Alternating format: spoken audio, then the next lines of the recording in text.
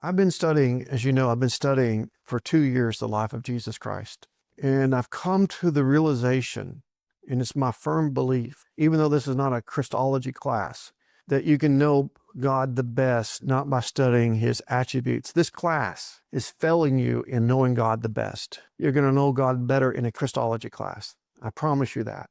We can study, and we should study, the omnipotence of God, the aseity of God, the omniscience of God, the divine simplicity of God. We need all that knowledge. The Bible teaches us these things.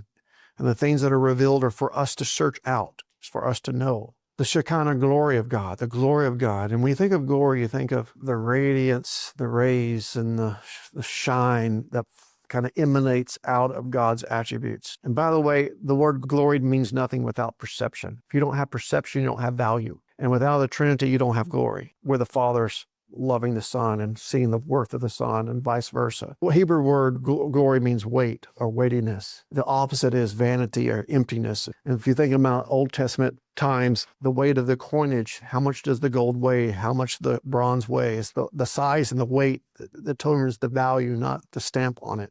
So the weightiness is the value system. So we're talking about God's glory, it's his value. And value is perception. Rather than it just being the eyes of the beholder and it becomes relative because it's just the eyes of the beholder, you have a perfect standard in the perception of the Father's perfect evaluation of the Son. And it's an absolute standard because God knows the value of the Son. And based upon true value, that's objective in the mind of God as he perceives the value of each of the persons, he knows the value of everything else. He's got the perfect system.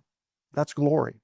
And so we think about the glory of God, we think of this, all this amazing transcendental attributes, and that's nothing less than God's glory. But I'm convinced that God's glory is most manifestedly revealed in the sufferings and the giving and the pouring out of Jesus Christ. It's the emptying of himself that he showed his glory. And it's not just after humility there's glory, which that's true, but in the pouring out, in the giving, in the service, that's where you see love. That's where you see the majesty. That's where you see the clearest picture of God. So the cross tells us the nature of God better than anything else. God is love. Look at the service. Look at the submission of the Son. You saying that submission is bad.